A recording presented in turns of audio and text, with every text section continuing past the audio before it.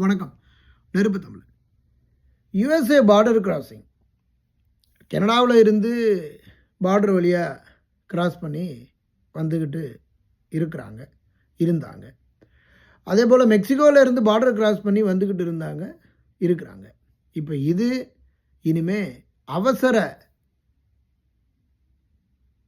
சட்டத்துக்கு கொண்டு வந்து அதை இராணுவத்தை கொண்டு போய் அங்கே நிறுத்தி அதற்கப்புறம் இனிமேல் அந்த பகுதிகளை முழுவதுமாக யாரும் சட்டவிரோதமாக வர முடியாத அளவிற்கு செய்ய போகிறோம் அப்படிங்கிற முதல் கோரிக்கையை கையில் எடுத்திருக்கிறார்.